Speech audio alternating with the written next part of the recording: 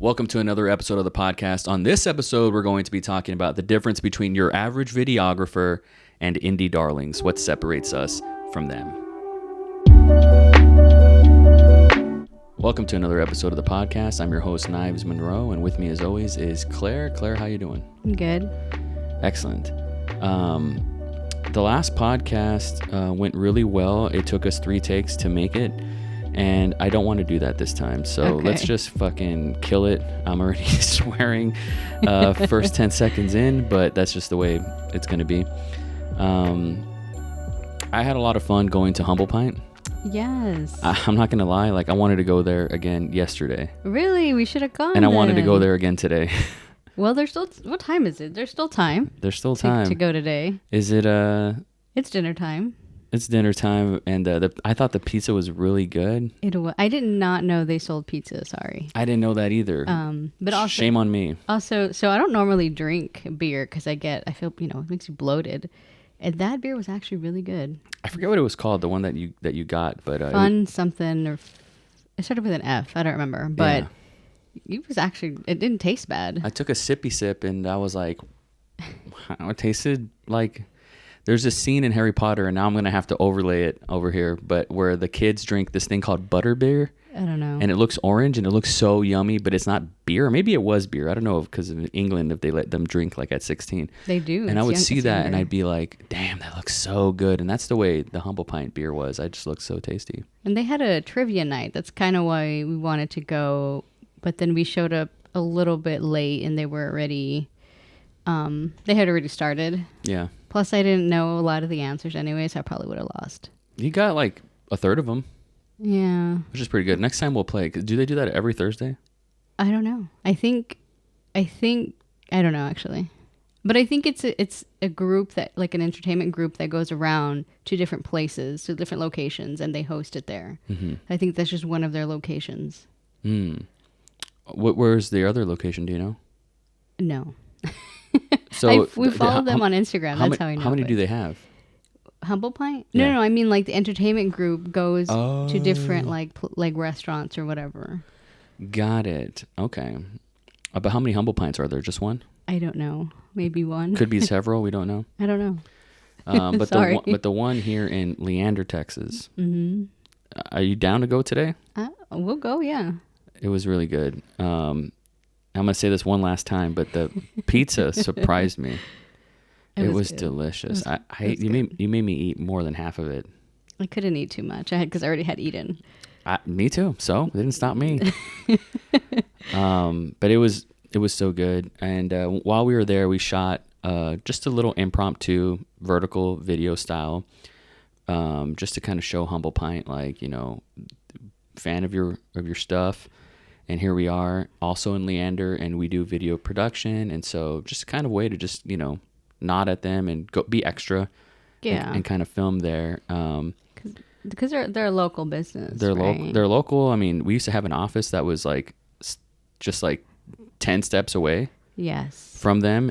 But we never went in because I always just felt like distillery, beer, like IPAs. I don't know anything about that. I don't know anything about it either. I'm a square. But I did want to check them out because they're popping here. Everybody talks about them. The more people I listen to around here talk about them all the time. So it's like, let's see what the big deal is. And they blew me away. We were there. We shot a little video for them. Where can small businesses use video in their business? Well, for this video, you have to think about like the intention first, For this video, you have to figure out first where you want to put it and who you want the audience to be. And this one was for TikTok, for Instagram. So I wanted it to be a reel. I wanted it, I found a sound for it. But it was a quick like 10-second video, which is just like perfect. I need like 7 to 15 seconds. But most small businesses usually can use video on their social media. Aside from that, on their website. Mm-hmm. And so I recently did a poll on our Instagram and asked which website video content do you believe builds trust with customers? and 71% said client testimonials, which I was kind of surprised about. But if you think about it, when you mention a new place, or you say, go, you know, visit this new doctor or whatever it is, like we immediately just run to Google and look at the reviews. Mm-hmm. And so that makes a lot of sense. Yeah. I think a lot of, it doesn't have to be small businesses, but businesses will benefit from client testimonials, whether it be written or video. But I mean, for places, I would say like the gym or a gym, a client testimonial will go a long way. Yeah. Even like, I would say like a salon or just somewhere where you can physically see maybe like a before and after. Yeah, I mean, I think, like I said, social media is great. TikTok is like super popular. LinkedIn, there's a lot of videos, website, brand story videos, just a story of like how you got started. I mean, everybody loves to hear that, but I think the client testimonials are super important. Yeah, definitely. Here we are, we're doing a podcast. Our company's called Indie Darlings. I always felt like you and me are the Indie Darlings. Mm-hmm. We both have a tattoo of it, on our bodies. And so I can't tell you how many times I've been walking down the street and literally someone's listening to our podcast, and they're a small business owner or they're an entrepreneur, and they're like, I was just listening to you guys. And the trust that builds right with listening to the podcast and seeing a husband and wife, business owners, small business owners, video production company, and they have a podcast. Like I feel like that helps build trust. Like I want to work with these guys. I want to make content with these guys, right? How can this podcast help small businesses understand the value of video marketing, and obviously that's going to affect their growth? How can this podcast help small businesses understand the value? Well, I hope that they see us and that they will not only recognize us, right, but they get to know us. Like they get to know the faces behind the brand. They get to know who we are, what we do, what the process is like. Kind of like what you see here is what you get, right? There's, I've mentioned this in another podcast. I don't really know how to fake it. Like, I don't know how to be like a different person or put on that show or turn it on, Mm-hmm. right? I'm just kind of am.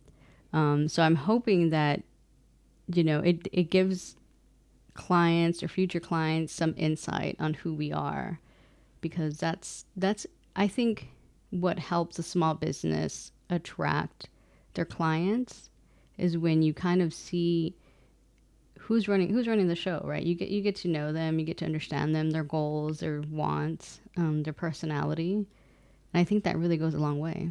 Yeah, I think small businesses want to not work with a robot, not work with a giant machine, not work with like Amazon's just leaving your neighborhood right now. So not work with a big faceless corporation like Amazon that's just going to come and do videos for them. They want to work with a human being that they like.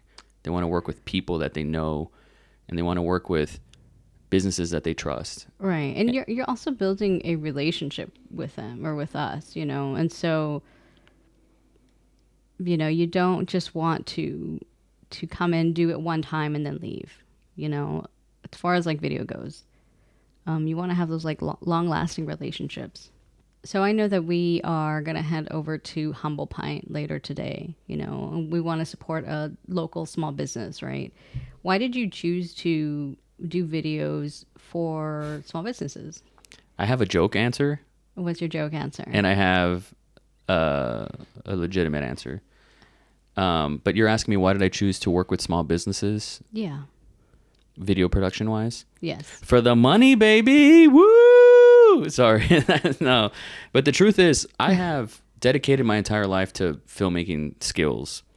Right. Whether if that's screenwriting, producing, videography, sound, in front of the camera, behind the camera. I'm not saying I'm great at everything, but I've dedicated my entire life doing this. And the truth is, filmmaking doesn't pay the bills. And filmmaking is like, I don't want to call it a hobby, but it's a passion. When I make a movie, they're passion projects. But where I get to go out and actually make a difference is working with small businesses. I did an automotive commercial late last year, early this year, and being able to work with the main lady who owned it and making an impact on her business, it was very rewarding to me. you know. Whereas you make a movie and you put it on Vimeo and then it's done, and hopefully it goes into film festivals, and it's just like, once you say cut and you're done with the movie, the journey's kind of over for me. But with making videos for small businesses, it kind of just, it's a relationship that keeps going, you know. You get to see how the videos perform in the wild. You get to watch the videos if you direct them strategically and you collaborate with a small business. You get to see them make an impact on the business. You get to see them grow, and it makes an impact on the community. I know that's super corny, but I'm not going to be a police officer. I'm not going to be a firefighter. I'm not going to run for mayor. I'm not into politics. The only way that I can make a difference in my community is by putting the money back and helping businesses grow. Okay. And tell me about you mentioned strategy. Tell me about that when it comes to work. You said you did like automotive commercial. Tell me the strategy behind that, and like, does that same strategy apply to other videos that you've done? So for that particular project, I was brought on to essentially just film. They had a vision. This other company, which contracted me, I assume went over the strategy, and this was going to be a commercial that was going to, you know, when you watch something on Hulu, there's like local commercials that they insert, right? Or if you watch something on Sling or whatever, that commercial was going to be used for that. And it was going to be localized in Victoria, Texas. And so I unfortunately did not have the opportunity to collaborate with the client and strategize on that particular video. It was a 30-second commercial. They had the voiceover. They're like, get these shots and edit it. And sometimes, half the time, that's what I run into. But what it would have looked like is, first of all, where is this business hurting? Where are they in trouble? Where are they in pain? Where are the holes in their business, marketing-wise? And how can video fill in those gaps and make them whole, right? I'm just using an example, pulling it out of my you-know-what. Say it's a gym, and they're looking to recruit people for their gym. They need trainers. If I get into a conversation with the gym and I'm talking to the owner, the founder, the CEO, and we can figure out where they're hurting, they need more instructors. They need more trainers. I'm going to suggest to them making recruiting videos for their website. Okay. To attract more trainers, to bring that in so they can, that's going to help their business. Would that same type of video, well, it would be very specific, right? Like, it's tailor-made for every business, right? Where they're hurting, right? So I'm saying, like, the recruitment video. What about if they were trying to bring more clients in or more members in? Is that a totally different type of video? Totally different type of video. So where are they struggling there? Are they struggling with brand awareness? Are they struggling with social media content?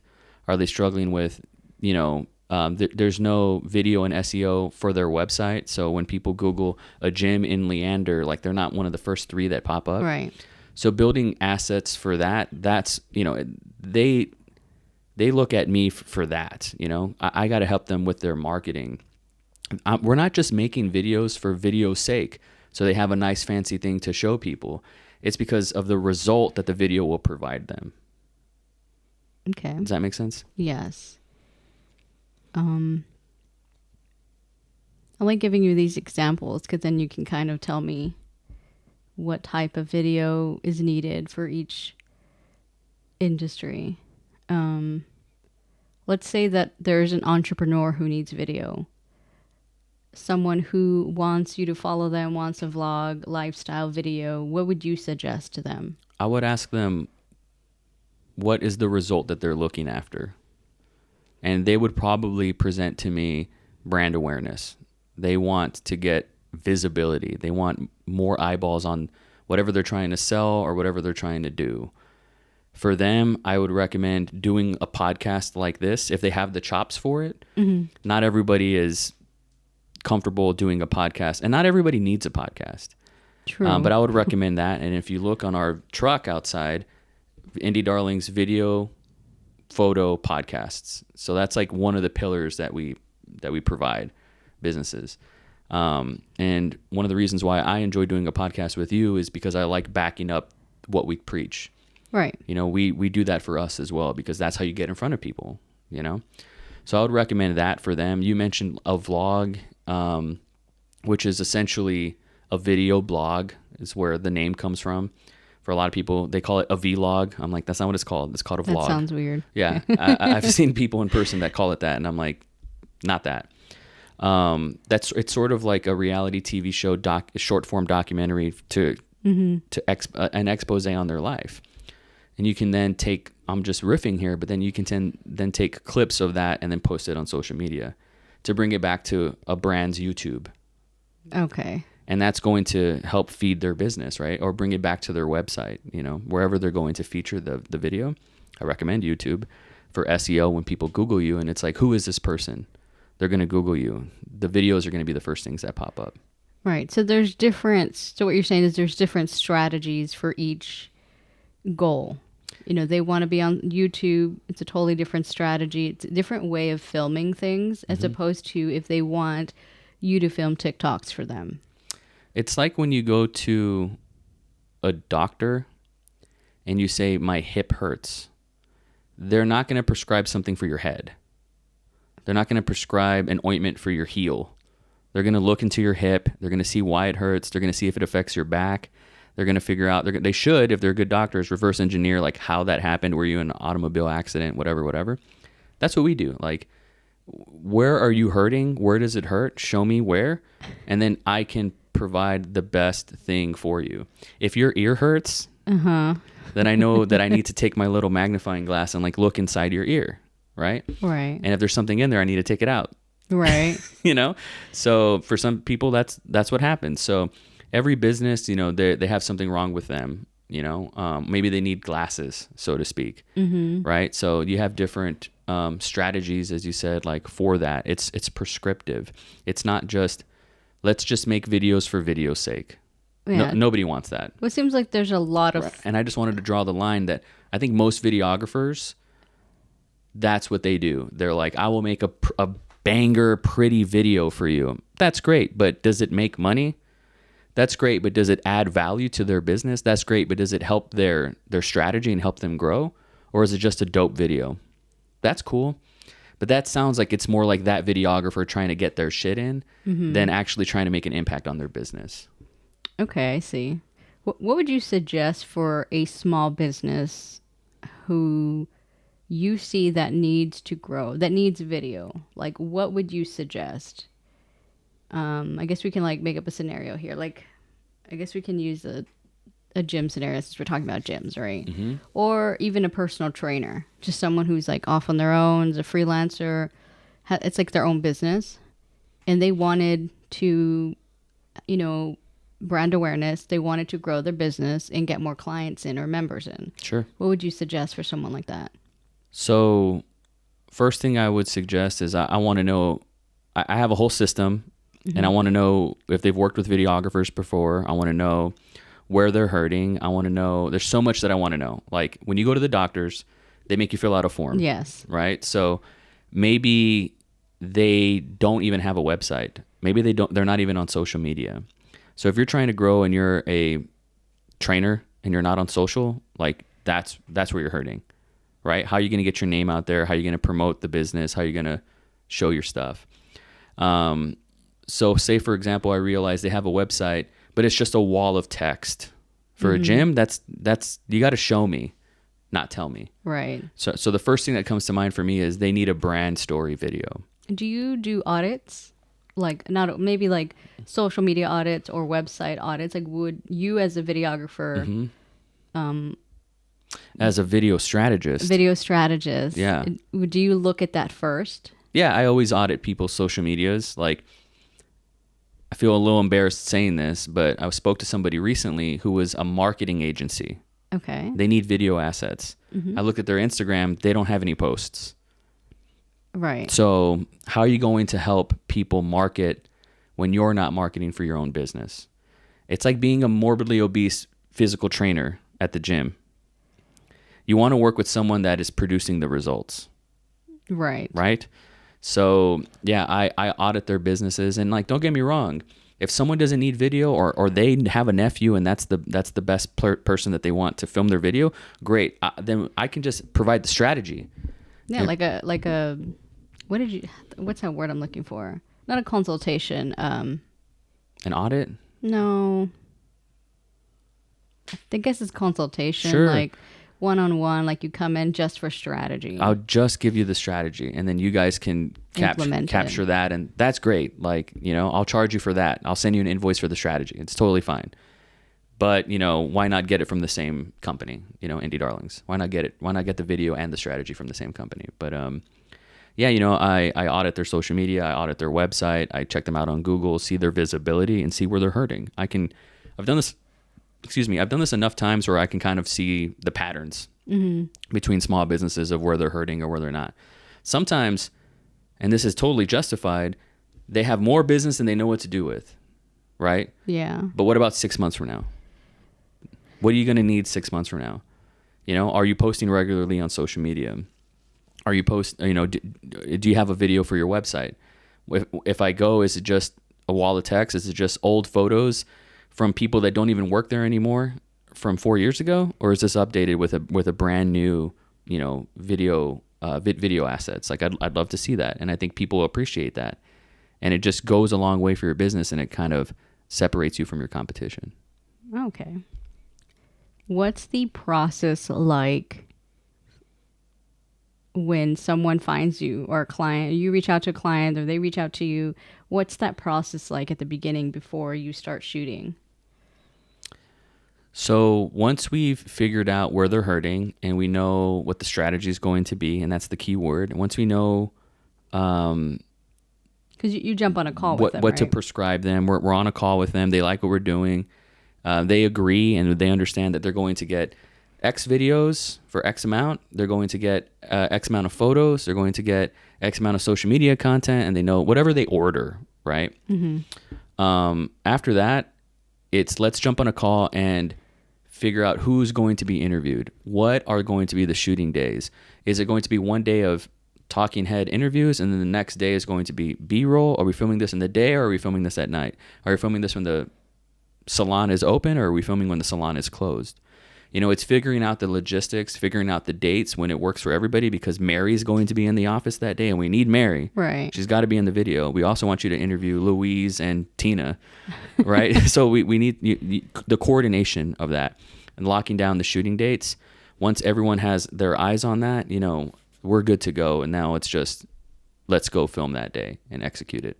Okay. And once something is filmed, what's your turnaround? Are you like, what does that look like? So once again, like between the clients, like it also depends how busy and what the season is. Okay. Like if we're working with a lot of e-commerce brands for product photography during November, Black Friday, December, it's going to be, the turnaround is going to be a little longer than if we're working in the summer for that, right?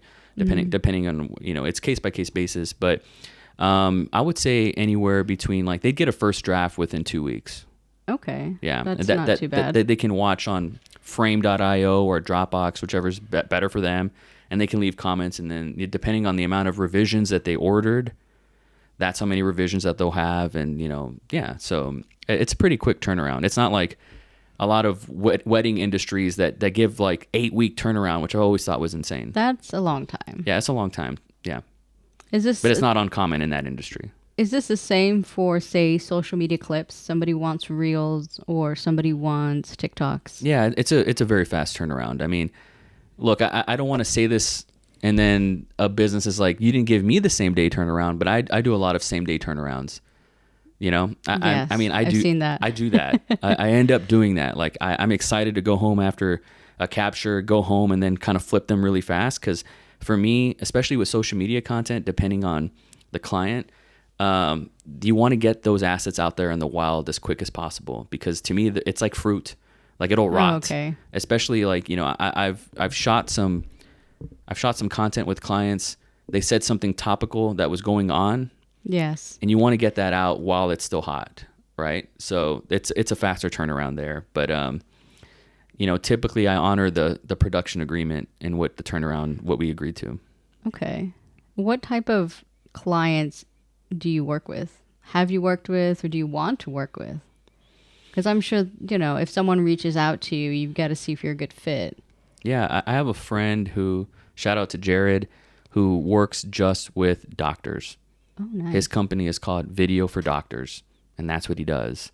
I eventually want to find a niche in events, and because I love filming I love like the event video edits, like the montages, and they're just fun to make, and they're like, it's like a montage in a movie. It's the closest you can get to that, anyways.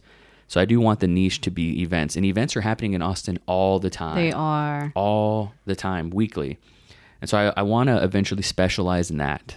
And I think that's like a 12 to 18 month goal for me, like a plan to niche down in that. But right now, the doors are open for every type of industry, whether if you're an automotive, if you're in construction, if you're a real estate, if you're in the real estate industry, if you're an entrepreneur. Like right now, I'm keeping it very open because I'm open. Yeah. I'm not saying no all right to anybody right now, but I do have a vision of specializing in events just because they're freaking fun. Yeah. So I appreciate these questions. I didn't expect so many. Sorry, I was just going. I'll be honest, we didn't plan for that, but we didn't plan for those extra questions. But I do appreciate that, and that's been really cool. I want to thank everybody for listening to this podcast. And if you are interested in hiring indie darlings, visit our website, indiedarlings.net, and at least just check us out and see if we're a good fit for you. I'd like to think that we could be, especially if you're in the Austin, Cedar Park, Round Rock area. Yeah, hit us up, and that'd be really special and really cool. And I'd love to at least just jump on a call and see if we fit. My name is Knives Monroe, and with me as always is Claire, and I want to say thank you guys for listening, and we'll catch you guys next time.